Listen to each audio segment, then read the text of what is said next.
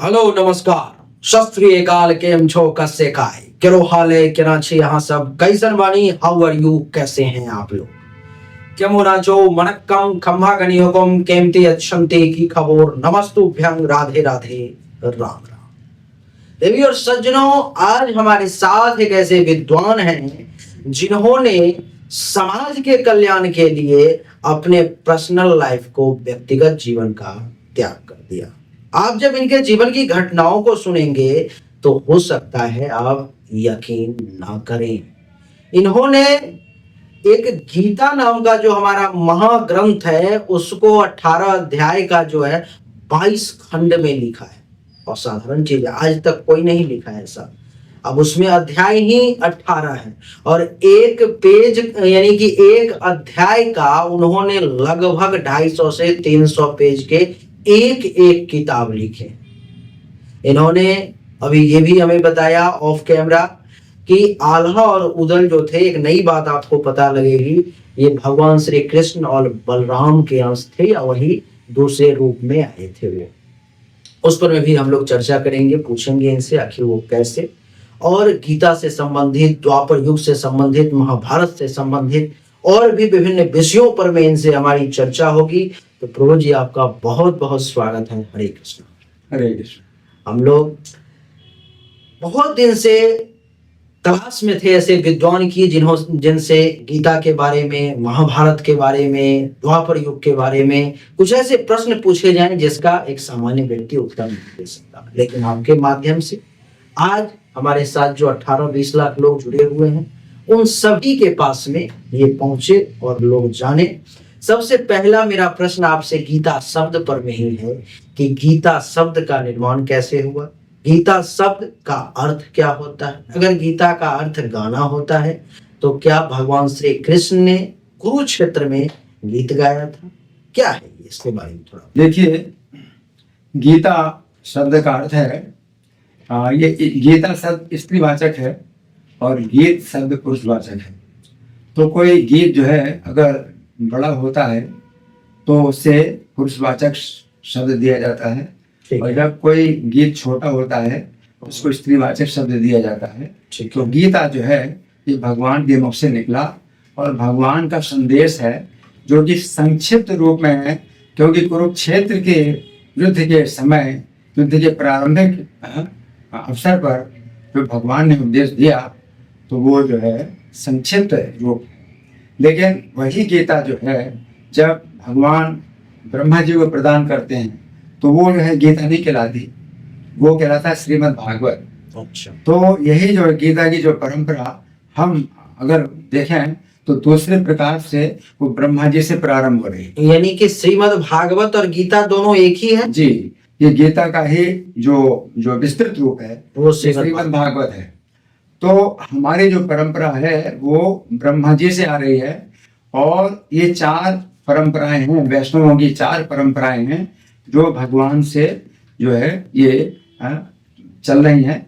तो एक ब्रह्म संप्रदाय है, भगवान से ब्रह्मा जी को प्राप्त हुआ, ब्रह्मा जी से नारद जी, नारद जी से व्यास देव से मध्वाचार्य। इसलिए ये जो परंपरा है हमारी ब्रह्म नारदीय और मध्व गौड़ीय संप्रदाय कहलाता है। लेकिन दूसरे भी जो संप्रदाय हैं, भगवान ने लक्ष्मी जी को ये जो ज्ञान दिया, तो लक्ष्मी जी से भी एक जो है ये परंपरा होती है, इसे स्त्री संप्रदाय कहला रहा है। यानी कि आप ये कह रहे हैं कि भगवान ने पहले गीता का ज्ञान ब्रह्मा जी को भी दिया और लक्ष्मी जी को भी दिया।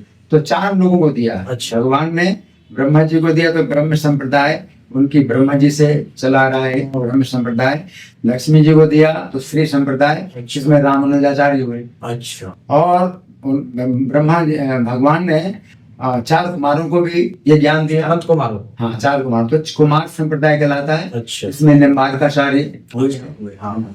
और भगवान ने रुद्र यानी शिव जी को जो ज्ञान दिया तो वो रुद्र संप्रदाय कहलाता है, जिसमें विष्णु स्वामी और वल्लभाचार्य हुए। तो ये जो गीता की परंपरा है, गीता जो है भगवान ने अर्जुन को जो संक्षेप में बतलाई वो विस्तृत रूप में वो श्रीमद् भागवत है। तो वो जो है ये गीता का अर्थ क्या है आपने ये बताया नहीं। गीता का अर्थ तो मैंने बताया है कि भगवान ने गीत के रूप में गाय। बोला है, और संक्षिप्त चूंकि उपदेश है इसलिए वो गीता बन गया, यानी छोटा गीता। अच्छा। श्रीमद् भागवत जो है 18,000। गीता का क्या उद्देश्य है अभी के समय में अगर कहा जाए तो? गीता अभी तात्कालिक कलयुग में, या यूं कहूं तो अभी जिस प्रकार से समय का बदलाव हो रहा है इस विज्ञान और टेक्नोलॉजी के युग में, गीता का क्या उद्देश्य? देखिए, गीता कैसे प्रयोग? गीता वास्तव में भगवान के हृदय का जो है ये उद्गार है। गीता में हृदयम पार्थ, गीता में चोत्तमम गृहम, गीता ज्ञानम वासृत श्री लोकांत प्राज्ञान हम। तो गीता जो है भगवान का हृदय है। तो भगवान ने अपने हृदय से जो उपदेश दिया, तो ये जो है भगवान प्रत्येक जीव के साथ में जो है अपना संबंध बनाते हैं, और भगवान का संबंध प्रत्येक जीव का जो है ये नित्य रूप से है, प्रत्येक जीव का। और गीता के द्वारा वो हमारा जो संबंध है वो जागृत होता है। तो कोई भी जीव जो है भगवान से जो जुड़ा हुआ है, किसी संबंध में, विशेष संबंध में जुड़ा हुआ है, चाहे वो दास्य रस में जुड़ा है, चाहे शांत रस में जुड़ा है, चाहे सख्य रस में, वात्सल्य रस में, या माधुर्य रस में, 5 प्रकार के संबंधों में से कोई ना कोई संबंध प्रत्येक जीव का भगवान के साथ है। और गीता जो है अगर हम सुनते हैं तो शुद्धिकरण होता है, बिल्कुल, और इस शुद्धिकरण के द्वारा हमारा संबंध जागृत होता है भगवान के साथ। तो ये वास्तव में गीता जो है एक मतलब चाहे भक्ति योग का ही शास्त्र है कि गीता के द्वारा हम जो है भक्ति जो भगवान के साथ में जो होती है, चुनाव जो होनी चाहिए वो गीता के माध्यम से। तो गीता के माध्यम से गीता में 4 प्रकार के योग बताए गए हैं, कर्म योग, ज्ञान योग, सांख्य योग, भक्ति योग। ये चारों योग क्या हैं गीता में? देखिए, इसको योग तो केवल एक ही है, भक्ति योग। बाकी जितने हैं वो सीढ़ी की तरह है, ठीक है ना। जैसे कर्म योग है, ज्ञान योग, सांख्य योग। ये कलयुग में अब कोई भी योग संभव नहीं है सिवा भक्ति के। कलयुग में केवल नाम आधारा। तो भक्तिर प्रसिद्धि, कलयुग केवल भक्ति ही है। तो अब जो है दूसरे युगों में इन योगों की जो है मतलब माध्यम से कोई व्यक्ति भक्ति में पहुंचता था तो उसमें बहुत समय लगता था और लंबी आयु होती थी लोगों की, तो उनको जो है इस प्रकार से उनको जैसा दिखाई जाती थी।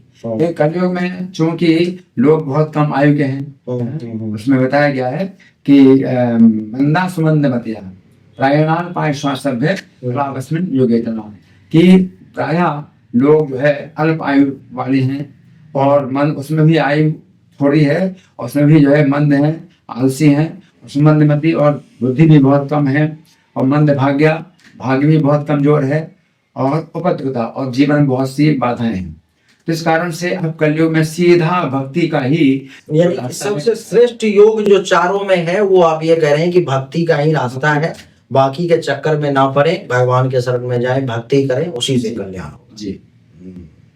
अच्छा, अगला प्रश्न मेरा आपसे ये है कि कहते हैं जो ये जो दुनिया है देवताओं के अधीन है, नहीं भगवान के अधीन है, चाहे वो भगवान कृष्ण हो या जो भी उनके अधीन है। महाभारत के समय में भगवान श्री कृष्ण सुप्रीम थे, सबसे ज्यादा पावरफुल उस समय में अगर कोई था तो वही थे। वैसे नहीं, देखिए मैं आपको बता रहा हूँ कि जो कहा जाता है कि देवताओं के अधीन है दुनिया, तो उसमें हमें गीता के द्वारा हमें पता चलता है कि एकमात्र श्री कृष्ण ही हैं जो कि सर्वोच्च हैं, और जो देवता लोग हैं वो उनके कर्मचारी हैं। ठीक है, ठीक। और देवता लोग बदलते रहते हैं, मेन मालिक ये है। हाँ, बाकी कर्मचारी बदलते रहते हैं। हाँ, ब्रह्मा भी बदलते रहते हैं, और ब्रह्मा जी के एक दिन में 14 मनवंतर होते हैं। तो 14 मनवंतर में प्रत्येक मनवंतर में देवता बदलते हैं, मनु बदलते हैं। तो केवल एक कृष्ण ही है जो जिनको कहा गया ईश्वरा परमा कृष्णा सच्चिदानंद विग्रह। तो वही जो है मतलब ये है जो कि नहीं बदलते, एकमात्र है वो। तो कृष्ण तो सुप्रीम हो गए ना, सबसे ऊपर हो गए, सबसे ऊपर सदा के लिए है वो, तो उनका तो अप डाउन उनका तो है नहीं कुछ। लेकिन प्रश्न यहाँ पर में ये था मेरा कि अगर वो सबसे सुप्रीम है, उनके इच्छा के बिना कुछ नहीं होता है, तो फिर महाभारत काल में ये जो महाभारत का जो युद्ध हुआ, उन्होंने इसके लिए अर्जुन को या बाकी इधर पांडव जो थे उनका साथ दिया, युद्ध करवाया, लाखों करोड़ों लोग मारे गए, उसको वो रोक क्यों नहीं पाए? देखिए, भगवान जब इस पृथ्वी पर आते हैं तो उनके 3 कार्य होते हैं। परित्राणाय साधूनां, साधुओं की रक्षा, ठीक है। विनाशाय च दुष्कृताम, दुष्कृतियों का विनाश करना, और धर्म संस्थापनार्थ है, और धर्म की स्थापना करना। तो ये कार्य होते हैं। और फिर दूसरा उनकी जो है क्या है कि लीला होती है मनुष्य रूप में। तो भगवान जो है अपने को मनुष्य रूप में दिखाते हैं, और मनुष्य के रूप में वो जो है लीलाएं करते हैं, तो अपने भक्तों को जो है वो आनंद देते हैं। तो भगवान जो है मनुष्य रूप में जब लीलाएं करते हैं, चाहे बाल लीला हो, चाहे यौवन लीला हो, तो इसमें क्या है कि उन लीलाओं को सुन करके भक्त लोग जो है भगवान से और अधिक आकर्षित होते हैं, और उनका शुद्धिकरण होता है, और उनका भगवान के साथ संबंध जागता है। वास्तव में सब जो लीलाएं हैं ये भगवान के लिए ऐसा कुछ भी नहीं है। भगवान तो जो है यानी कहा गया कि मुहूर्त ना भी संघर्तुम सत्तोषी दानवान, तो एक मुहूर्त में सब दानवों का मैं विनाश कर सकता हूँ, है ना। परंतु मद भक्तानाम विनोदाय करोमि विविधा क्रिया, मतलब अपने भक्तों के विनोद के लिए कई प्रकार की क्रियाएं कर। भगवान के लिए कुछ भी नहीं है कि भाई जो दुष्कृति है। हाँ, यानी कि ये हुआ कि उन्होंने आगे आने वाले पीढ़ी को, नस्लों को सिखाने के लिए ये सारी चीजें करी। वो चाहते तो उसको रोक सकते थे, टाल सकते थे। तो शिक्षा एक हिस्सा है कि भगवान की लीला में शिक्षा है, और दूसरे जो है भगवान की लीलाओं का है भक्तों को आनंद देने के लिए।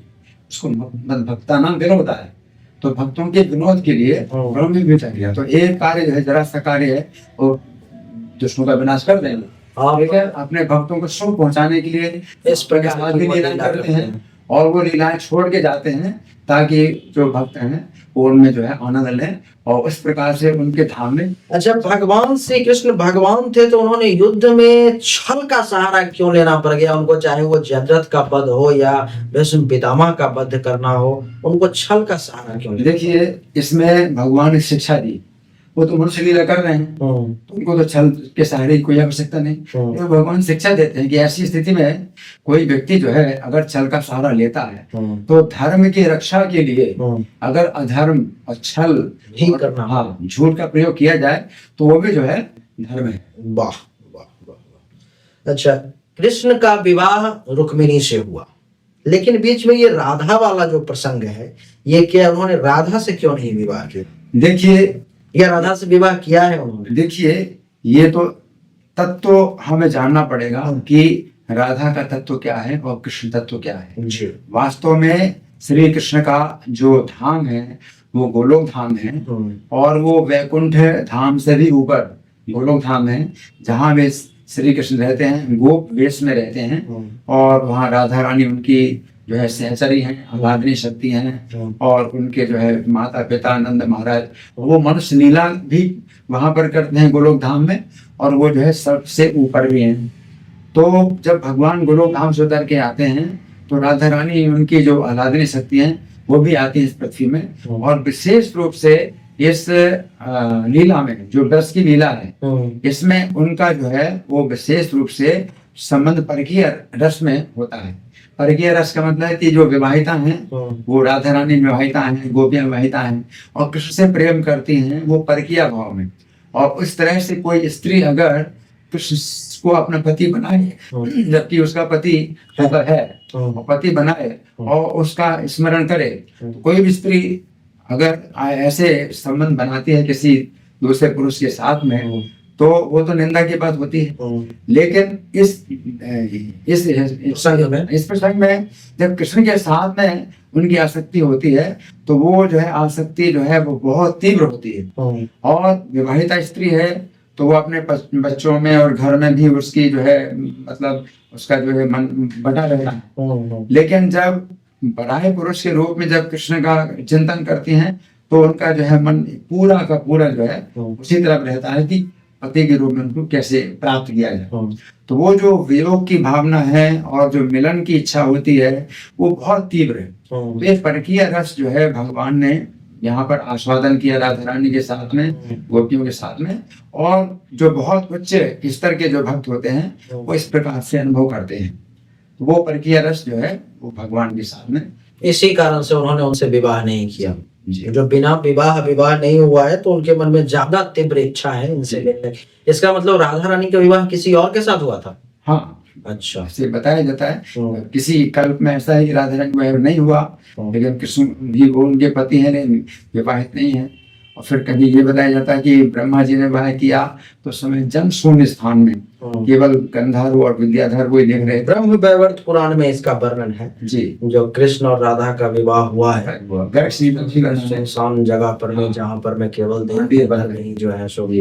अच्छा, मेरा अगला प्रश्न आपसे ये है कि भगवान कृष्ण, फिर से वही कहूंगा कि वो तो सुप्रीम है और सुप्रीम थे। गांधारी ने जब उनको श्राप दिया तो श्राप को उन्होंने क्यों स्वीकार कर लिया और अपने ही वंश का वो नाश क्यों नहीं रोक पाए? देखिए, और क्योंकि उनका एक लड़का था, उनका संतान, जिसका नाम था सांबा।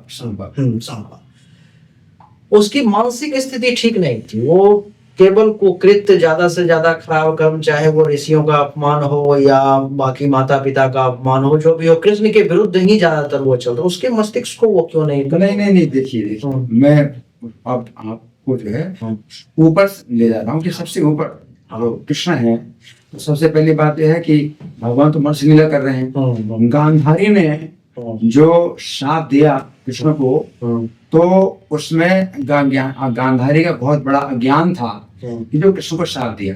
तो कृष्ण ने उसको डांटा, गांधारी को डांटा कि तुम जो है मुझे जो सोचती हो कि मैं इस युद्ध का कारण हूँ, तो मैं तो संधि प्रस्ताव के लिए आया था और तुमने दुर्योधन को ही अगुआ बनाया और दुर्योधन को तुमने कैद नहीं किया, तुमने दुर्योधन को नियंत्रित नहीं किया और उसके हिसाब से तुम चलते रहे, तो इसमें आपकी गलती किसकी है? गांधारी को भगवान ने डांटा और भगवान ने ये भी कहा कि तुम जो मुझे शाप दे रही हो, तो उससे तुम अपनी तपस्या नष्ट कर रही हो। और जो तुमने मुझे शाप दिया कि 36 साल के बाद मेरे वंश का विनाश होगा आपस के ही युद्ध में, तो ये तो मेरी इच्छा से होना है। तुम जो साथ दे रहे हो अपनी तपस्या को क्यों नष्ट कर रही हो? तो गांधारी को भगवान ने डांटा और गांधारी फिर लज्जित हो गई। अब भगवान की जो है ये जो इच्छा है कि वो अपने वंश को जो है मतलब अपने धाम में ले जाना चाहते हैं। अच्छा, अपने धाम में ले जाना चाहते हैं। तो इसमें क्या है कि भगवान ने जो है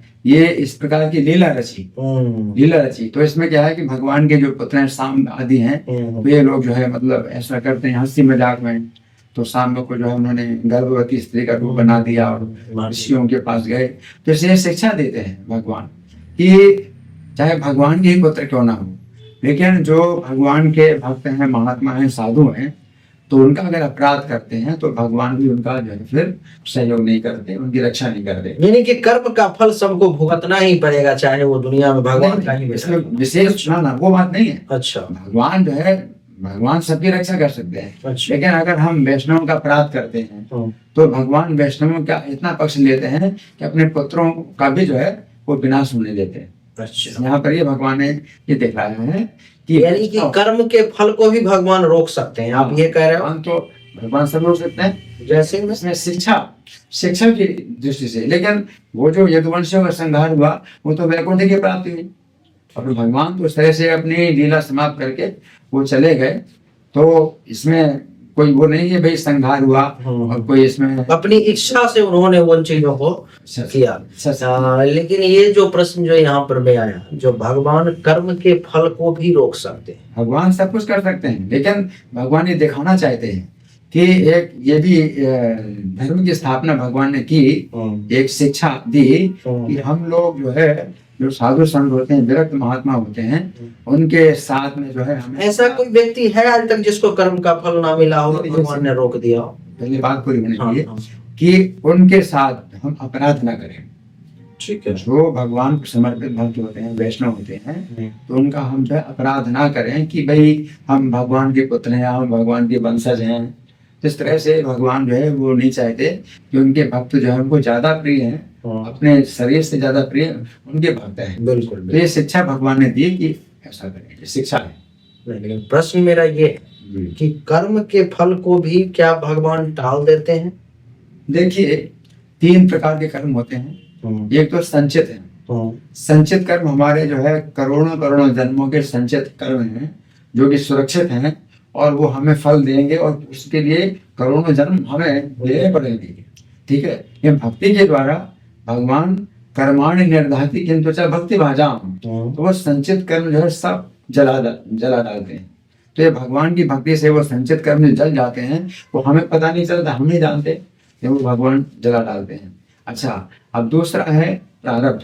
प्रारब्ध क्या? संचित में से कुछ हिस्सा है जो प्रारब्ध निश्चित हो चुका है, वो एक जन्म के लिए हो, 2 जन्म के लिए, 3 जन्मों के लिए, वो प्रारब्ध होता है। तो प्रारब्ध को जो है भगवान मिटाते नहीं है, लेकिन तो भी उसका बहुत कम हो जाता है प्रभाव। जैसे कि मान लीजिए प्रारब्ध के अनुसार किसी को सूली पर चढ़ना है तो उसको कांटा लग गया, तो भगवान उसको भी मतलब बहुत कम कर देते हैं।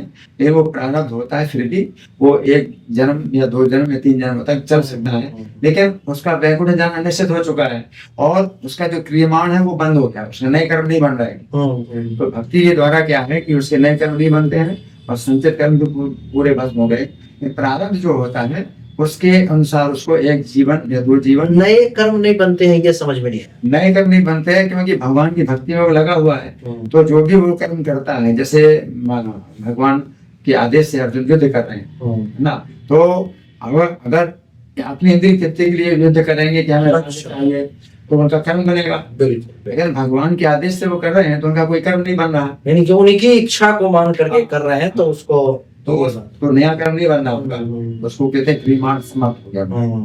तो अब तो क्या है कि उनका समर्पित जीवन है, तो नया कर्म बन नहीं रहा और संचय समाप्त हो गया, प्रारब्ध केवल रह गया है, वो जो है केवल रहता है, वो भी कम भगवान कर देते हैं। और भगवान की जो है भगवान के चरणों में मन लगाने से वो भी प्रारब्ध जो कर्म है वो पार कर देते हैं। जैसे कि वही जो एग्जाम्पल आपने दिया, सूली पर भी चढ़ना है तो 1 कांटा लग करके उसके, बिल्कुल हाँ, ये भगवान के भक्ति में आने से, मंत्र जाप से, उनका नाम लेने से, यही तरीका है जी भगवान का नाम लेना। भगवान कहते हैं मत चित्ता सर्व दुर्गाणी मत प्रसादा तरिससि, तो उनका नाम लेना ज्यादा आसान है भगवान में चित्त लगाने के लिए। नाम की साधना सबसे सरल कलयुग में, नहीं तो उनकी जो है कथा हम सुनते हैं, उनका स्मरण करते हैं, उनकी सेवा, तो 9 प्रकार की भक्ति में हम कोई भी किसी भी प्रकार। अच्छा, जैसे आम पब्लिक जैसे जानती है कि एक तो मान लो कि जन कल्याण का काम हो गया, एक हो गया प्रभु का नाम बस ले रहा है, एक हो गया जो कथा सुन रहा है, पूजा पाठ कर रहा है या कथा सुन रहा है, इस तीनों में सबसे सर्वश्रेष्ठ आप किसको मानते? देखिए जन कल्याण, जहां तक हमने जन कल्याण की बात करी, तो जन कल्याण वास्तव में लोग सोचते हैं कि भाई हम भोजन बांट रहे हैं या कपड़ा बांट रहे हैं और दवाइयां बांट रहे हैं, वो जन कल्याण है। लेकिन वास्तव में वो जन कल्याण उस तरह से नहीं होता, क्योंकि आप उनके कर्मों को तो आप बदल नहीं रहे, और वो उनके कर्म जो है वो उनको जो है भोगने पड़ेंगे। तो आपने अगर कुछ मतलब पैसा दे दिया उनको या भोजन दे दिया या दवाई दे दी, तो टेम्परेरी है। तो जन कल्याण वास्तव में क्या है कि अगर हम भगवान का नाम देते हैं लोगों को और भगवान का संदेश देते हैं, तो ये वास्तव में जन कल्याण है, क्योंकि इसके द्वारा वो जो है उसके पूरे कर्म को भी कम किया जा सकता है। तो वो जो है एक प्रकार से ये एक जो है तुलना दी जाती है। एक बच्चा है तो वो रो रहा है, अपने पिता से बिछड़ गया, तो एक व्यक्ति आता है तो उसको एक टॉफी देता है, तो भाई जन कल्याण, भैया हम टॉफी दे दी, तो थोड़ी देर के वो चुप हो गया, फिर रो रहा है। दूसरा व्यक्ति उसको भोजन करा देता है, तो थोड़ा ज्यादा देर के लिए वो चुप हो गया, फिर रो रहा है। तीसरा व्यक्ति आता है, वो कहता है कि बेटा तुम्हारे पिता है, मैं तुम पिता से मिल जाओ, हाँ मैं तुम्हें पिता से मिला देता हूँ, ठीक है। तो वो सबसे महत्वपूर्ण और सबसे बड़ा, वही हम भगवान के जब संदेश देते हैं लोगों को, वास्तव में वो असली जन कल्याण परमानेंट। तो इसलिए हमारा जो प्रचार का कार्य होता है कि हम हरि नाम फैलाते हैं और ये पुस्तकें बांटते हैं। जो पुस्तकें हैं तो भगवान का संदेश, तो अगर भगवान का संदेश उसको मिल जाए तो इस मनुष्य के जीवन में फिर उसका जो है दोबारा जन्म नहीं होगा, है ना। बहुत अच्छा, मतलब बहुत मार्मिक बात अभी इन्होंने बताई कि वो चॉकलेट बांटने से, कपड़ा बांटने से, दवाई बांटने से नहीं होगा, उनको भगवान से जोड़ना पड़ेगा। और भगवान से जब जुड़ जाएंगे तो इन चीजों की विशेष आवश्यकता नहीं पड़ेगी, और आवश्यकता पड़ेगी भी तो वो अपने आप उनके पास पहुंच जाएगा। जैसे कि प्रभु जी के बारे में अभी मैं सुन रहा था कि इनका दोनों घुटना ट्रांसप्लांट हो चुका है आपका जी, दोनों ही नी रिप्लेसमेंट दोनों ही हो चुका है। इनका व्यवस्था अपने आप हो गई। ये अपने लिए एक पैसा भी नहीं कमाते, कोई काम नहीं करते, केवल भगवान का नाम, जन कल्याण, भगवान से लोगों को जोड़ना, लेकिन भगवान ने व्यवस्था कर दी वहां पर। अभी तक का इनका रिकॉर्ड है, बहुत बड़ी बात है। ये 43 साल हो गए ना आपको जी 43 साल से इन्होंने आज तक मंगल आरती जो 4:30 बजे भोर में सुबह में होता है वो कभी नहीं छोड़ी। जबकि इनका जब घुटना ट्रांसप्लांट हुआ, नी ट्रांसप्लांट, तो ये हॉस्पिटल में एडमिट थे, भर्ती थे, और वहां से उनको ये शर्त करवाया इन्होंने कि मुझे जाने दोगे वहां पर मैं आरती में, तभी मैं ये करवाऊंगा। और प्रभु कृपा देखिए कि कई जगह रिफ्यूज कर दिया गया, लेकिन जिस डॉक्टर को इसका यश मिलना था वहां पर में फिर ये प्रभु ने इनको पहुंचाया। और वहां से घुटना बदलवाने के बाद भी डेली आते थे और फिर हॉस्पिटल आना जाना एम्बुलेंस से डेली आना होता था और फिर जाना होता। तो ये तो प्रभु की कृपा ही है और साधारण नहीं है भक्ति। इन्होंने लगभग नहीं 18 अध्याय का जो गीता है उसको 22, वो उपलब्ध भी है क्या ऑनलाइन में, अमेजन फ्लिपकार्ट वगैरह पर में, या ऑनलाइन में कैसे? अच्छा, वो कैसे कोई लेना चाहे तो कैसे ले सकता है? आपको कांटेक्ट करके कांटेक्ट नंबर ले सकता है। मैं कांटेक्ट नंबर दे दूंगा। आज तक आपने कभी नहीं सुना होगा, अभी किताब यहाँ मेरे पास था, मैं उधर टेबल पर रखाया।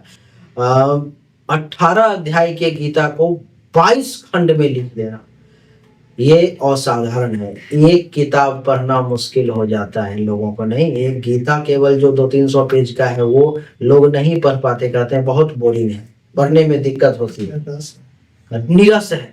इन्होंने 22 खंड में लिख दिया। चलिए उस पर मैं चर्चा करेंगे, लेकिन मेरा अगला प्रश्न आपसे ये है कि महाभारत के युद्ध के बाद भगवान श्री कृष्ण ने द्वारका छोड़ क्यों दिया?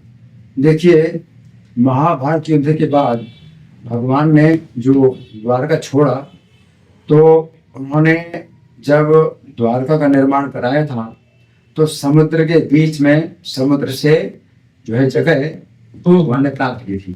और फिर भगवान जो है जब छोड़ देते हैं तो द्वारका जो है समुद्र में डूब जाती है, समुद्र उस जगह को वापस ले लेता है। तो ये भगवान की इच्छा है कि वो द्वारका जो है समुद्र में डूब गई और भगवान जो है मतलब अपने परम। भगवान श्री कृष्ण की मृत्यु एक साधारण व्यक्ति की तरह क्यों हुई? देखिए, भगवान अगर इस तरह से दिखाना चाहें तो दिखा सकते हैं, और जो मूर्ख लोग हैं इस प्रकार से भ्रमित होते हैं। लेकिन अगर देखा जाए श्रीमद् भागवत में, जिसमें वर्णन आता है कि भगवान ने अपना शरीर नहीं छोड़ा। जब उनको जरा नाम के व्याध ने बाण मारा तो भगवान ने ये विचार किया कि ये जो मेरा शरीर है ये योगियों के द्वारा ध्यान गम्य है, ध्यान में आने योग्य है। इसको शरीर को उन्होंने नहीं छोड़ा, बल्कि उन्होंने उससे शरीर में जो है अपना चतुर्भुज रूप प्रकट किया। और वे भगवान जो है उस समय अपने ब्रज में आए, और ब्रज में आए तो ब्रजवासियों को भी जो है सब एकत्रित किया और गोलोक धाम से विमान आया। अच्छा, तो उसमें जो ब्रजवासी जिस अवस्था में थे तो उसी अवस्था में उनको बैठा करके सशरीर, किसी ने शरीर नहीं छोड़ा। अच्छा, भगवान ने भी शरीर नहीं छोड़ा और वो गोलोक धाम में चले गए, है ना। किस प्रकार की जो है ये। आपने कभी भगवान श्री कृष्ण को अनुभव किया है? आपको अनुभूति हुई है जो आपकी? देखिए ये जो अनुभूति है ये हमें श्रवण के द्वारा मिलती है। अच्छा, हम जब नाम का जप करते हैं तो हम कानों से सुनते हैं, और हम जब कथा सुनते हैं उनकी, तो कथा में जो आनंद आता है, जैसे हमने भगवत गीता की जो व्याख्या दी वो कथा रूप व्याख्या है, तो वो नीरस नहीं, इसमें जो रस के रूप में है तो वो बहुत रस मिलता है, कथा का रस। तो अगर भगवान की कथा आप सुनते हैं उसमें कथा का इतना रस मिलता है, तो वो जो है एक अनुभूति है कि आप जो है कथा सुनते हैं। और परिसे महाराज कथा सुन रहे थे तो भूख प्यास से बाधा नहीं हो रही थी, 7 दिन रात उन्होंने कथा सुनी। तो अभी हमें इतनी अनुभूति तो नहीं हुई, फिर भी इतना तो है कि कई घंटों तक हम सुनते हैं तो हम नीरस नहीं होते, बोर नहीं होते। तो ये तो भक्ति के अलग अलग सोपान होते हैं कि पहले श्रद्धा से शुरू होती है भक्ति, फिर साधु संघ में आते हैं, साधु संघ से फिर भजन क्रिया का कार्यक्रम होता है, भजन क्रिया से अनर्थ जब दूर होते हैं तो फिर निष्ठा आती है भक्ति में। तो श्रीपाद जी, तो क्या उनको भगवान श्री कृष्ण का कभी दर्शन हुआ इस प्रकार से, जैसे हम लोग सुनते हैं कि मीरा को दर्शन हुआ, या इस प्रकार से और भी लोगों के बारे में सुनते हैं, क्या उनको या उनके बाद किसी को ऐसा कोई है व्यक्ति जिसने कहा कि मुझे ऐसा लगा? देखिए प्रभुपाद जी का जो जीवन चरित्र है उसमें ये सब बातें होती हैं कि जिस समय वो पानी के जहाज में यात्रा कर रहे थे और जहाज की जो तरंगे हैं, पानी की तरंगे हैं, लहरें हैं, उनके कारण उनको जो है कुछ ऐसी बीमारी हुई कि फिर दिल का दौरा पड़ा। अच्छा। दिल का दौरा पर 2 दौरा पड़े। अच्छा। वो किसी को बता नहीं सकते, जहाज के कप्तान को, कर्मचारियों को, क्योंकि उनकी ऐसी अवस्था थी कि जो जहाज की मालकिन थी उन्होंने कहा था कि आप अमेरिका मत जाइए, हम अमेरिका नहीं भेजेंगे आपको कि आपके जीवन में कुछ हो जाए तो हमें कलंक लगेगा। तो प्रभुपाद कृष्ण के शरण में आए कि 2 दिल के दौरे पड़ गए, तीसरा दिल का दौरा पड़ेगा तो मेरा शरीर छूट जाएगा। और ये जो है फिर कृष्ण के आपके लिए बहुत लज्जा की बात होगी कि मैं आपका एक भक्त आपका संदेश देने अमेरिका जा रहा था और मेरा शरीर छूट गया। तो कृष्ण ने जो है उनको सपना दिया। अच्छा। सपना दिया, प्रभुपाद ने देखा कि श्री कृष्ण अपने अलग अलग अवतारों में दर्शन दे रहे हैं और प्रभुपाद को कहते हैं भक्ति वेदांत, तुम चिंता मत करो, मैं तुम्हारे साथ हूँ। और फिर उस समय से जो समुद्र की लहरें हैं वो शांत हो गई। अच्छा। हाँ, शांत हो गई और प्रभुपाद जो है उसमें बैठ गए और उसमें सुरक्षित पहुंच गए अमेरिका। तो प्रभुपाद को जो है ये, और उस समय उनको जो है कृष्ण का जो इतना विरह हुआ, उस विरह में उनको अपना स्वरूप मालूम हो गया कि उनका स्वरूप क्या है। तो वो स्वरूप जो है उनका क्या है कि वो कृष्ण के सखा हैं। अच्छा। भगवान की नित्य लीला जो धाम में वो कृष्ण के सखा हैं। तो उनको अपना वो स्वरूप याद हो गया कि मुझे याद आ रहा है कि मैं आपके साथ वन में जो है गौ में चराने जाता था, तो वो दिन मुझे याद आ रहे हैं। तो उन्होंने कविता भी लिखी। तो प्रभुपाद को अपना स्वरूप। आपको कभी ऐसी अनुभूति हुई जो आप बहुत बड़े संकट में पड़ गए, अब कुछ ऐसी घटनाएं हो जाएंगी और आपको भगवान ने बचा लिया? देखिए, प्रत्येक व्यक्ति के जीवन में ऐसी बातें होती हैं कि उसकी रक्षा होती है और कई कई संकटों में रक्षा हुई, लेकिन बस यही कि हम लोग भूल जाते हैं। ये तो प्रत्येक व्यक्ति अपने जीवन की जो है एक किताब लिख सकता है जिसमें कि बहुत सी ऐसी घटनाएं हुई जिनमें बड़े जो है आश्चर्यजनक रूप से ऐसा हुई और जो है बहुत सी चीजें जो खो गई थी वो मिल गई, बहुत सी चीजें ऐसी हैं। तो जो है कृष्ण कृपा के दिव्य चमत्कार जो किताब जो लिखी गई है उसमें बहुत सी ऐसी घटनाएं हैं जिनमें कि हमारे नियम की रक्षा हुई। एक बार ऐसा हुआ कि हम महोबा के प्रोग्राम में गए थे। अच्छा। तो उसी दिन वापस आना था। 2020 के पहले हमारा नियम था कि ईस्ट ऑफ कैलाश दिल्ली में जो मंदिर है वहीं पर ही मंगल आरती करना है। तो महोबा के प्रोग्राम में तो वहाँ प्रोग्राम करके जब आए तो लखनऊ कार से आए थे और लखनऊ एयरपोर्ट से दिल्ली के लिए फ्लाइट थी, तो वो फ्लाइट छूट गई। अच्छा। अब रात के 11 बजे थे और हमें मंगल आरती रन करना है दिल्ली 4:30 बजे। तो कैसे हुआ, बहुत मतलब विस्तृत घटना है ये। कैसे एक जो है मतलब जो गाड़ी चालक था वो एक नई गाड़ी लेकर के आया जिसमें नंबर भी नहीं था। अच्छा। वो लेके आया और उसने जो है हमें वचन दिया कि 4:15 बजे आपको स्टॉप के वाले मंदिर में पहुंचा वो जो है 5 घंटे में 600 किलोमीटर वो लेके आया और 4:15 बजे उसने हमें पहुंचा दिया और भारतीय में सम्मिलित हो गए। तो ये ऐसी बहुत सी घटनाएं हैं जो कि हमारे जीवन काल में हुई हैं, तो वो जो है मतलब लिखी है। आप जैसे कि ब्रह्मचारी हैं, आपने युवा अवस्था में ही 28-29 वर्ष की उम्र में ही आपने ब्रह्मचर्य ले लिया, आपने अपने परिवार को त्याग दिया।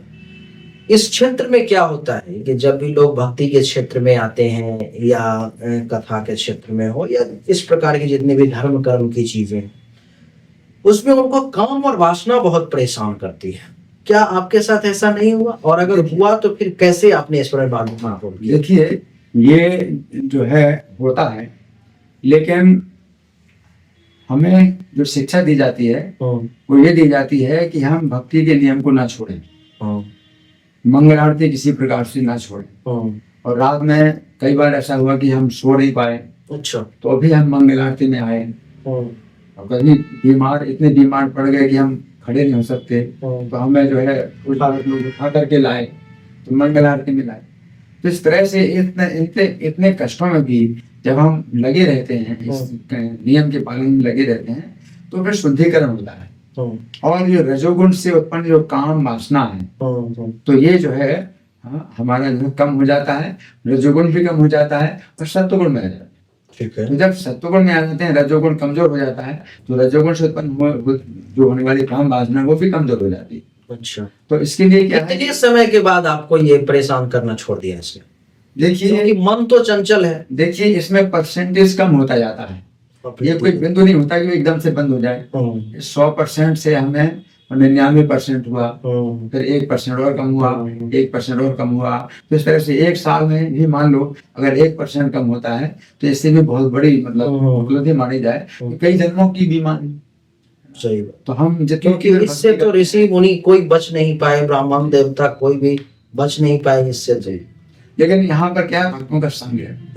भक्तों का संग ये बनाया प्रभुपाद ने कि संघे शक्ति करो, संघ में शक्ति है। तो जब संघ में हम लोग मिलकर के कार्य करते हैं तो माया देवी जो काम वासना है वो इतना प्रभाव नहीं डाल सकती। जैसे कमजोर कमजोर लकड़ियां अगर इकट्ठी कर दी जाए और बंडल बांध दिया जाए, अब वो बड़ा शक्तिशाली आदमी भी तोड़ नहीं सकता। तो इसी प्रकार से हम लोग संघ में जुड़े रहे और विशेष रूप से वैष्णवों का अपराध ना करें, तो हमें फिर वो शक्ति मिलती है, रक्षा होती है बहुत ज्यादा। अच्छा, तो इसलिए भक्तों के समाज में हम बने रहें किसी प्रकार से, और किसी प्रकार से वैष्णवों का अपराध ना करें। 6 प्रकार के वैष्णव अपराध होते हैं, अगर हम उससे बचे रहें। क्या क्या होते हैं वो 6 प्रकार? देखिए 6 प्रकार के वैष्णव अपराध हैं। हंति निंदति वैद्यष्टि वैष्णव नाम ही नंदती। कोई वैष्णवों को प्रहार कर दिया ना, एक अपराध है। दूसरा है निंदा, प्रहार नहीं किया, निंदा करते हैं। दूसरा, तीसरा है प्रहार नहीं किया, निंदा भी नहीं की, लेकिन द्वेष करते हैं, तीसरा। और चौथा है वैष्णव नाम, द्वेष भी नहीं करते लेकिन उच्च सम्मान नहीं करते, तो चौथा है। फिर क्रोध देते, उच्च सम्मान भी करते हैं, सब कुछ है, कभी कभी गुस्सा आ जाता है, तो वो भी नहीं होना चाहिए। फिर जायते नो हर्षम, फिर जो है हम उचित हर्ष प्रकट नहीं करते, है ना। तो ये 6 प्रकार के जो वैष्णव अपराध होते हैं, तो वैष्णवों के समाज में जब होते हैं, तो जब ये होने लगते हैं तो फिर हमें दूरी बन जाती है वैष्णव से। दूरी बन जाती है, हम अकेले हो गए, अब माया देवी हमें तोड़ दे, है ना। हम वैष्णव से जुड़े रहें, तो वैष्णवों के साथ में हमें अच्छे संबंध बनाए। तो प्रीति लक्षण भी 6 प्रकार के होते हैं कि वैष्णवों के साथ में हमारा प्रीति लक्षण 6 प्रकार का होना चाहिए। एक है ददाती, कि कुछ है उपहार देना, एक दूसरे को उपहार देना। ददाती प्रतिग्रहण, एक दूसरे से कुछ लेना भी, ददाती प्रतिग्रहण भी। और गुह्यमाख्याति प्रसिद्धि, और अपने हृदय की बात बताना उनको, और उनके हृदय की बात पूछना, है ना। और भुंजते भुंजते भोजते चय, और कुछ जो है उनको भोजन देना, कुछ उनसे भोजन लेना। तो प्रसाद भोजन हम एक आदान प्रदान। तो ये 6 प्रकार के जो प्रीति लक्षण होते हैं, षड्विधम प्रीति लक्षण। तो जब भक्तों के साथ में जब इस प्रकार प्रीति लक्षण होते हैं, तो भगवान गीता में कहते हैं तेसाम सतत युक्तानाम भजताम प्रीति पूर्वकम, कि अगर इस प्रकार से लगे हुए भक्तों में जो है एक दूसरे के साथ प्रीति संबंध बनाए रख करके अगर हम कृष्ण का भजन करते हैं, दान बुद्धि योगम तम ये नाम, तो भगवान कहते हैं कि मैं उनको बुद्धि योग प्रदान करता हूँ ताकि वे जो है मेरे निकट आए और मेरी दिशा में चलते रहें। तो फिर वो विपथ नहीं होते हैं, उनकी जो दिशा है वो बिल्कुल सीधी बनी रहती है, दिशा उनको पता रहती है, उसी दिशा में आगे बढ़ते रहते हैं।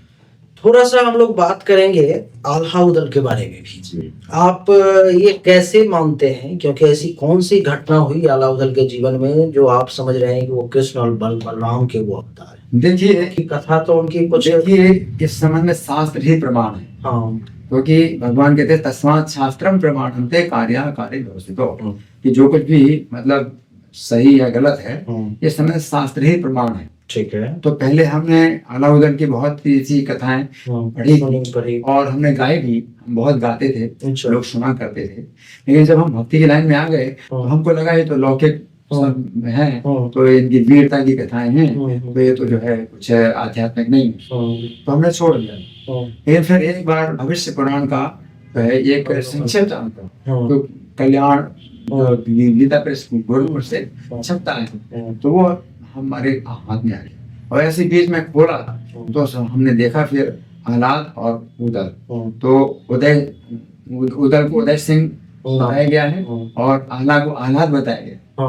तो आह्लाद उदय सिंह, और उसमें बताया गया कृष्ण और बलराम भविष्य पुराण में। फिर हमने पूरा भविष्य पुराण मंगाया, तो इसमें 32 अध्याय में इनका विस्तृत चरित्र है कि कैसे, कौन से अध्याय में है भविष्य पुराण के? ये प्रतिसर्ग पर्व, अच्छा प्रतिसर्ग पर्व की जो है वह जो प्रथम भाग है, अच्छा प्रतिसर्ग पर्व का प्रथम भाग है, हम्म, उसमें 32 अध्याय, अच्छा शुरू के 32 अध्याय इसमें इनका वर्णन है। अल्लाह तो इसमें मतलब पूरी तरह से वो उदय सिंह हैं, तो उनको जो है कि साक्षात कृष्ण जगन्नाथ हैं, और जो ये आह्लाद हैं, तो आह्लाद नाम भी पड़ा है इनका, आह्लाद माने आनंद, और इनका नाम बिलाम है। अलाउद्दीन की मृत्यु कैसे हुई? तो इनका जो आह्लाद हैं, ये द्वापर में राम के नाम से जाने जाते थे।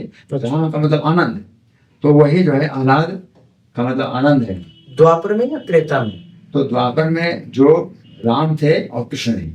अच्छा बलराम। हाँ बलराम। अच्छा तो बल अलग नाम है और राम अलग नाम है, तो कभी बलराम हम बोल देते हैं, कि वास्तव में अलग अलग नाम है, बल अलग नाम है और राम अलग नाम है। अच्छा तो राम का मतलब है कि जो आनंद स्वयं स्वयं में आनंद है, तो वही आनंद जो है, जो नाम था इनका द्वापर युग में, तो वही नाम आह्लाद जो है उसी अर्थ में आह्लाद इनका नाम है। अच्छा इनकी मृत्यु कैसे हुई अलाउद्दीन की? तो देखिए, भगवान जो है अगर लीला करें इस प्रकार से कि जैसे मृत्यु की अगर लीला करते हैं, तो लीला है वो मृत्यु नहीं होती। भगवान कोई भी जीव ऐसे मरता नहीं है, लेकिन उसको शरीर छोड़ना पड़ता है और दूसरे शरीर में जाना पड़ता है कर्मों के अनुसार। लेकिन भगवान अगर इस प्रकार की अपनी मृत्यु दिखाएं तो दिखा सकते हैं, लेकिन वास्तव में उनका आध्यात्मिक शरीर है। आध्यात्मिक शरीर में जो है वो ना तो जलता है और ना जो है कटता है। तो भगवान के शरीर में कोई ना तो जलता है ना कटता है। भगवान का शरीर जो है पूरा आध्यात्मिक। अगर वो दिखाना चाहे तो दिखा सकते हैं। नहीं, आपको ये कथा याद है अलाउद्दीन की? तो उसमें कथा इस प्रकार की है कि जो धृतराष्ट्र थे द्वापर युग में, अच्छा मैं महाभारत से ही जोड़ रहा हूँ। ठीक है ठीक है। धृतराष्ट्र जो महाभारत में थे, तो ये जन्म से अंधे थे, लेकिन संजय के द्वारा वो सुनते रहते थे कि युद्ध में क्या हुआ है ना। तो उनमें जो है बार बार इच्छा होती थी कि अगर कृष्ण का वध हो जाता, अर्जुन का वध हो जाता, तो क्या अच्छा होता है। तो उनकी इच्छा वो पूरी करने के लिए जो धृतराष्ट्र हैं, वो कलयुग में पृथ्वीराज चौहान के नाम से जन्म, जो दिल्ली के राजा पृथ्वीराज चौहान। तो धृतराष्ट्र जो है, क्योंकि वो दिल्ली के राजा बने रहना चाहते थे, उनको फिर जो है छोड़ना पड़ा और पांडवों की विजय हुई। तो इस बार जो है वो दिल्ली के राजा बने, उनकी इच्छा पूरी हुई। और जो वो चाहते थे कि जो कृष्ण है, अर्जुन है, तो उनकी जो है अगर हत्या हो जाए, तो उनके मन में जो इच्छा थी, भगवान ने उनकी इच्छा पूरी करने के लिए इस प्रकार की लीला की। अच्छा तो जो है अर्जुन ब्रह्मानंद के नाम से जन्मे, राजा परिमल के पुत्र हैं, जो महोबा के राजा परिमल थे, उनके ब्रह्मानंद। और जो उदय सिंह हैं, ये जो है देशराज के पुत्र हुए, जो कि उनके सेवक, ब्रह्मानंद के सेवक के रूप में। तो फिर कुरुक्षेत्र में युद्ध होता है बहुत बड़ा, 18 दिन का फिर से युद्ध होता है, जैसे पहले युद्ध हुआ था। अच्छा 18 दिन का ही ये भी युद्ध? हाँ, ये भी युद्ध 18 दिन का हुआ। तो इसमें जो है उदय सिंह जो है जब ये लीला करते हैं, जैसे मरने की लीला करते हैं, तो उसमें उनका जो चामुंड नाम का जो उनका बड़ा भाई था, तो जन्म से ही वो जो है कुछ ऐसे गंडमूल नक्षत्र में पैदा हुआ कि माता देवकी ने उसका त्याग कर दिया। अच्छा। तो वो जो है पृथ्वीराज चौहान के जो पुरोहित थे, सामंत नाम के ब्राह्मण, उनके घर में वो जो है पला। तो वही चामुंड जो है उस तलवार से उदय सिंह का सिर काट गए। अच्छा। लेकिन वो जो है चंद्रभट्ट, जो पृथ्वीराज चौहान के जो थे मंत्री थे, तो वे बहुत बड़े भक्त थे। तो उनको जो है चंद्रभट्ट को भगवान ने जो है स्वप्न में आदेश दिया कि मैं यहाँ सब राजाओं का वध करवा करके कलयुग की स्थापना करूंगा, और इसके बाद में तुम्हारे घर में मैं आऊंगा और तुम्हारे साथ लीलाएं करूंगा। तो उसमें हमने ये समझाया है कि भगवान ने वो तो दिखाया है जैसे कि उनका कलयुग की स्थापना पृथ्वीराज चौहान के जन्म के बाद हुई है। हाँ, तो वो परीक्षित वाला में इसमें बहुत मतलब कथाएं हैं, इसमें बहुत कथाएं हैं। कलयुग को जो है ये स्थान नहीं मिल रहा था, कलयुग का समय चल रहा था, लेकिन तो भी कलयुग को स्थान नहीं मिल रहा था, क्योंकि जितने राजा थे वो धार्मिक थे और वो अपनी प्रजा में भी धर्म की स्थापना कर रहे थे, तो कलयुग स्थान नहीं मिल रहा था। तो उसने 12 साल तक तपस्या की जगन्नाथपुरी में, और जगन्नाथ भगवान जो है राधा कृष्ण के रूप में उसके हृदय में प्रकट हुए। अच्छा। और कलयुग ने स्तुति की, भगवान को प्रणाम किया और कहा कि मैं आपकी ही प्रजा हूँ और मुझे जो है मेरा जो समय चल रहा है जैसे मेरी स्थापना नहीं हो पा रही। तो भगवान ने कहा कि हम खुद आएंगे और तुम्हारी स्थापना करेंगे। तो जो राजा लोग हैं, जो धार्मिक राजा लोग हैं, उनका आपस में युद्ध करा करके उनको तो हम भेज देंगे, कुछ उनको हम भेज देंगे और फिर जो है ये जो राजाओं से रहित जो पृथ्वी है वो फिर मुसलमानों के अधिकार में है। अच्छा। तो ये अधार्मिक कलयुग की ये मांग, मुसलमानों की उत्पत्ति कैसे हुई? तो वो अलग बात है, लेकिन समझने वाली बात ये है कि अधार्मिक है, उनका जो धर्म है उसमें काफी कमियां हैं, बहुत त्रुटियां हैं, तो अलग बात है। लेकिन यहाँ पर भगवान जो है कलयुग की स्थापना करना चाहते हैं, तो धार्मिक राजाओं का वध करवा करके और फिर जो है उनको कुतुबुद्दीन और ये लोग है उसमें आए। अच्छा, आपने गीता पर में रिसर्च करी है, गीता पर में प्रश्न नहीं हुए। गीता के 18 अध्याय हैं। सभी अध्याय का अगर आप एक एक लाइन में अगर सारांश देना चाहें तो क्या देंगे आप? देखिए, प्रत्येक अध्याय और प्रत्येक श्लोक में हमने जो व्याख्या की है वो भक्तिपरक व्याख्या है। वो किताब जो आपने लिखी है उसको आप छोड़ दीजिए। गीता का जो प्रथम अध्याय है उसका सारांश क्या है? आपने जो उसको पढ़ा लिखा, अभी 20 साल 40 साल का जो आपका अनुभव है, उसमें क्या प्रथम अध्याय का क्या सारांश आते हैं? देखिए, प्रथम अध्याय में क्या है कि कुरुक्षेत्र में जो है सैन्य निरीक्षण, इसको नाम दिया है भगवान ने, कुरुक्षेत्र में सैन्य निरीक्षण। ठीक है। तो उसमें अर्जुन जो है सेना में देखते हैं और अर्जुन जो है फिर उसमें विषाद करने लगते हैं कि मैं इनको नहीं मारना चाहता हूँ। तो अर्जुन का ये विषाद, तो हालांकि अज्ञान है, अज्ञान में कह रहे हैं कि मैं इनको नहीं मारना चाहता हूँ, परंतु क्योंकि कृष्ण से बात कर रहे हैं इसलिए वो योग बन गया, इसलिए इसका नाम अर्जुन विषाद योग। तो अगर आपके अंदर अज्ञान भी है तो साक्षात भगवान के साथ आप अगर वार्तालाप कर रहे हैं तो आप जो है सुरक्षित हैं, और वो आपका जो वार्तालाप है वो भी अपने आप में दिव्य बन गया है। इसलिए गीता के पहले अध्याय का भी हम अगर पाठ करते हैं तो उसमें भी हमें मतलब पवित्रता प्राप्त होती है। अच्छा, गीता का सार क्या है? इसलिए गीता अपने आप में क्या है कि ये आध्यात्मिक ज्ञान है, भगवान का आध्यात्मिक ज्ञान है, और इसमें सबसे पहले जो सत्य की स्थापना हुई है कि हम शरीर नहीं हैं, हम जीवात्मा हैं, और जीवात्मा कभी भी नष्ट नहीं होता, और जीवात्मा में जो है अपनी व्यक्तिगत जो है शाश्वतता होती है कि दो जीवात्मा मिलकर एक नहीं बन सकते और एक जीवात्मा टूट के दो नहीं बन सकते, और भगवान से भी वो अलग है जीवात्मा कि भगवान में भी नहीं मिलता। तो प्रत्येक जीव की अपनी व्यक्तिगत सत्ता है और शाश्वत सत्ता है। तो सबसे पहले ये स्थापना की भगवान ने और बहुत श्लोकों में स्थापना की।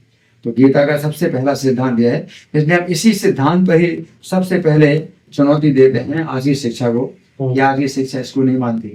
तो आज की शिक्षा जो है क्या मानती है कि हम जो है ये मृत्यु के बाद पूरी कहानी समाप्त हो जाती है, अगला जीवन नहीं। तो भगवत गीता का ये जो पहला जो बिंदु है, इसी पर ही हम जो है हमेशा बने रहते हैं, क्योंकि इसको जब तक ना समझे तब तक कोई भक्ति का जो है प्रश्न नहीं होता कि हम भगवान के भक्त बने। क्योंकि अगर हम इस जीवन के बाद अगर खत्म हो जाएंगे तो फिर हम इस जीवन अगर भक्ति भी करते हैं तो उसका फिर कोई लाभ नहीं।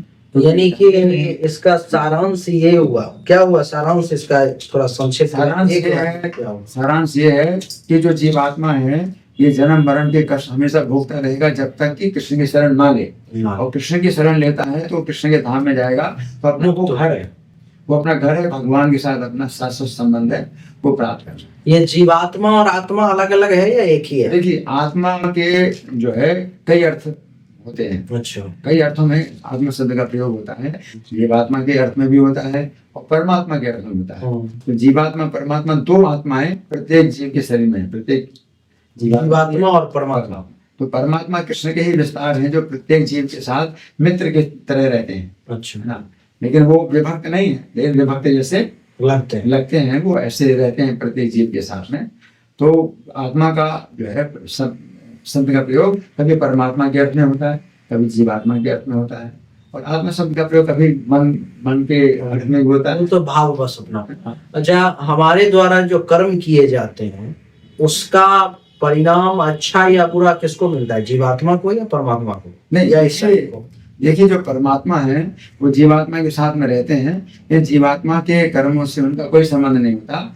वो केवल जीवात्मा के साथ रहते हैं कि उसकी जो भी इच्छाएं हैं वो पूरी करें। परमात्मा जीवात्मा के साथ केवल इसलिए रहते हैं कि ये जो जीवात्मा है कब उनकी तरफ मुड़ेगा या उसके अंदर ये विचार आएगा कि मैं इस संसार में जितने भी सुख में भोगने की कोशिश करता हूँ उतना मुझे दुख मिल रहा है, तो सही दिशा क्या है कि सब दुखों का अंत हो जाए, मुझे जो है सच्चा सुख प्राप्त हो। तो परमात्मा जीवात्मा को एक साधु से या गुरु से मिला देते हैं उसको दिशा देने के लिए। परमात्मा का ये कार्य है। परमात्मा के अंदर इतना धैर्य है कि जीवात्मा जब तक सोचता है कि मुझे इधर सुख मिलेगा उधर सुख मिलेगा, तो उसके कर्मों और इच्छाओं के अनुसार उसको वह उसी दिशा में ले जाते हैं, उसको जन्म देते हैं और उसकी इच्छाएं भी पूरी करते हैं और कर्मों का भोग भी उसको करना पड़ता है। तो जीवात्मा जो है अगर परमात्मा के आदेश के अनुसार चले तो वो जो है कर्म के बंधन से छूट जाएगा और भगवान के धाम में जाएगा। तो जब तक वो जीवात्मा परमात्मा की बात नहीं मानता है तो परमात्मा जीवात्मा के साथ रहते हैं बड़े धैर्य के साथ में कि तुम अगर सोचते हो कि इस दिशा में तुम्हें सुख मिलेगा तो ट्राई कर लो, प्रयोग कर लो। तो प्रत्येक जीव जो है अपनी अपनी इच्छा के अनुसार जो है भ्रमण कर रहा है कि ऐसे मुझे सुख मिलेगा, वैसे सुख मिलेगा, इस तरह से उधर से। और परमात्मा जीवात्मा के साथ रहते हैं धैर्य पूर्वक कि कब ये जो है। तो ये दंड जो भोगता है सो जीवात्मा भोगता है। जीवात्मा। लेकिन आपने तो बताया कि जीवात्मा को तोड़ा नहीं जा सकता, काटा नहीं जा सकता, कुछ नहीं किया, तो फिर वो दंड कैसे? जीवात्मा नष्ट नहीं होता, लेकिन कष्ट उसी को कष्ट होता है लेकिन वो नष्ट नहीं। फिर से दूसरे शरीर को उसी को लेकर के जन्म लेना पड़ता है। शरीर में जो है जीवात्मा है तो उसकी चेतना है, तो शरीर काटा जाएगा तो उसको कष्ट होता है। अच्छा। जीवात्मा नष्ट नहीं होता। जैसे अपन मर जाते हैं, मृत्यु हो जाती है हमारी, तो हमारे अंदर तो जीवात्मा है, शरीर तो ऐसे ही रह जाता है, जीवात्मा चला जाता है, तो वो जो कष्ट दिया जाता है वो जीवात्मा को दिया जाता है। जी देखिए, शरीर तो जो है पहले से मृत है, जैसे वस्त्र की तरह है, शरीर तो वस्त्र की तरह है। लेकिन जब जीवात्मा शरीर को छोड़ देता है तो इस शरीर के अंदर एक सूक्ष्म शरीर भी होता है, तो उसके उसमें जो है जीवात्मा निकलता है। सूक्ष्म शरीर की जो आकृति जो है करीब करीब स्थूल शरीर के जैसी होती है और वो इस सूक्ष्म शरीर के से निकलता है, फिर वो यमलोक में जाता है। अच्छा। जीवात्मा को यमलोक में ले जाया जाता है, चाहे देवदूत आए चाहे यमदूत आए। अच्छा। वो यमराज के द्वारा भेजे गए होते हैं। पुण्यात्मा के लिए देवदूत आते हैं और पुण्यात्मा के लिए यमराज जो है वो धर्मराज के रूप में वो होते हैं, और जो पापी हैं उनके लिए यमदूत आते हैं, और पापियों के लिए जो यमराज है वो भयानक यमराज के रूप में होते हैं। तो प्रत्येक पापी और पुण्यात्मा को जो है देवदूत या यमदूत ले जाते हैं। यमदूत ले जाते हैं तो ऐसे मार्ग से ले जाते हैं जिसमें उसको बहुत कष्ट होता है। उसमें यमदूत को तकलीफ नहीं होता? यमदूत को तकलीफ नहीं होती। अच्छा। लेकिन जीवात्मा को तकलीफ होती है, उसको यातना शरीर मिलता है, तो उसको जो है शरीर नष्ट नहीं होता और कष्ट बहुत होता है। उसको मारते हैं, पीटते भी हैं, है ना, और गर्म बालू के ऊपर चलाते हैं, जितने भी प्रक्रिया है उनको कष्ट होने की। तो यमराज के सामने आते हैं, फिर उनका कर्मों का खाता देखा जाता है। तो हमारे कर्मों का खाता बन रहा है, हम लोग नहीं जानते, हम सोचते हैं कोई नहीं देख रहा है, हमारे कर्म सब देखे जाते हैं। जब हम जाएंगे वहां तो यमराज चित्ररूप से कहेंगे इसका खाता न हुआ, और फिर चित्ररूप जो है खाता पढ़ के सुनाएंगे और ये क्या कर्म किए हैं, तो हमसे वकालत नहीं, मतलब हमें करने को मिला। अच्छा, कई बार ऐसा देखा जाता है, एक छोटा सा प्रश्न है इसको करके हम लोग वीडियो खत्म करेंगे। कई बार ऐसा देखा जाता है कि जो खूब पाप कर्म करता है वो बहुत आगे तेजी से बढ़ता चला जाए। मेरे पास ये डेली ये प्रश्न लोग पूछते हैं, रोज मैं उत्तर देता हूँ इस प्रश्न का, लेकिन आपके माध्यम जानना चाहता हूँ। और जो लोग अच्छा कर्म कर रहे हैं वो खूब तकलीफ भोग रहे हैं, ऐसा क्यों होता है? इसके पीछे क्या है? देखिए, इसमें क्या है कि पिछले जन्म के जो कर्म हैं तो उनके कारण होता है। किसी जन्म के किसी व्यक्ति पिछले जन्म के कर्म बहुत खराब हैं, परंतु इस जीवन में वो अच्छे कर्म कर रहा है तो वो अगले जीवन के लिए वो बना रहा है। अच्छा, इस जन्म का कर्म का फल अभी नहीं मिलेगा। हाँ, तो इस जन्म का कर्म जो पिछले जो है जन्म के अनुसार भोगना पड़ रहा है, वो प्रारब्ध होता है ना, प्रारब्ध बन जाता है उससे। तो जब प्रारब्ध बनता है तो पिछले जन्म के कर्मों से का ही कुछ हिस्सा होता है जो प्रारब्ध बना हुआ है, प्रारब्ध के अनुसार हमें भोगना पड़ता है। हम अच्छे कर्म कर रहे हैं नहीं, वो हमारी प्रारब्ध में आ गया है जो बुरे पहले के बुरे कर्म है। तो कितने भी सुख हो या दुख हो, जो पिछले कर्म का ही होता है सर। तो जैसे हम मानते हैं, ये भी मानते हैं भी इनके कारण हमें सुख मिला, इनके कारण हमें दुख मिला, लेकिन अगर गहराई से देखा जाए तो हमारे कर्म ही हैं जिनके कारण हमें मिल रहा है। तो इसमें एक घटना बताई जाती है कि एक व्यक्ति था जो कि हमेशा भगवान का नाम लेता था और सदाचार का पालन करता था, और वो दरिद्रता का कष्ट भोग रहा है और काफी उसको परेशानी हो रही है। और एक व्यक्ति बहुत पापी था, दुष्ट था, और वो जो है उसको चढ़ाता था कि देख मैं सब प्रकार के बुरे कर्म करता हूँ और आनंद कर रहा हूँ, और तू जो कष्ट भोग रहा है, तो बेचारा बड़ा परेशान होता। तो एक बार ऐसा भी हुआ कि जो अच्छा आदमी था, इसको जो है पैर में कांटा लगा, और कांटा ऐसा लगा कि जैसे प्राण निकल जाए, तो बड़ा मतलब कष्ट बैठ गया, बहुत कष्ट में जो है वो करा रहा। और उसी समय वो आया जो पापी व्यक्ति था, उसको हीरा मिला, तो उसने और चढ़ाया, देख मुझको तो हीरा मिला। अब जो है इसका जो है बड़ा मन निराश हो गया। तो पास के वृक्ष के नीचे एक योगी थी, तो योगी से कहा कि महाराज बताइए, मैं तो सब प्रकार का धर्म करता हूँ, भगवान को मानता हूँ, और मुझे जो है तो कष्ट मिल रहा है, और मुझे अभी कांटा लगा, और इसको जो है हीरा मिला, जबकि ये बुरे कर्म करता है। तो योगी ने बताया कि देखो पिछले जन्म के कर्म के अनुसार आज के दिन तुमको सूली में चढ़ना था, सूली का कांटा हो गया, और पिछले जन्म के कर्म के अनुसार इसको आज राज्य मिला था, राजा बनना था, लेकिन अपना जो है कर्म जो है इसने इतना खराब कर दिया कि हीरा मिल गया सूली में। इस तरह से हमारा जो है बहुत अंतर पड़ जाता है।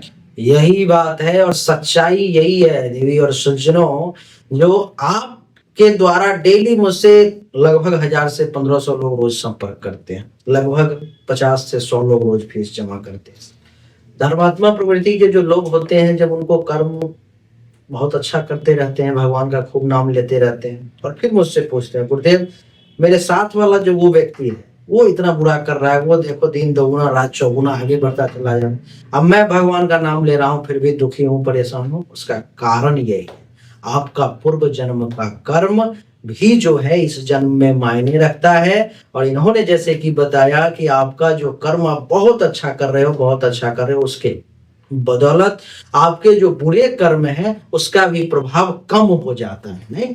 और जो इस जन्म में जैसे उसको राजा बनना था, इतना बुरा कर्म किया, इतना लूट मार, ये कथा मैं आपको कई बार सुना चुका हूँ, लूट मार, वेश्यावृत्ति आदि बहुत सारे खराब कर्म किए, उसको राजा बनना था, राजा नहीं बन पाया, एक छोटा सा हीरा का टुकड़ा, सोना का टुकड़ा या कुछ धन लेकर के उसको संतोष करना पड़ा। तो यही सच्चाई है।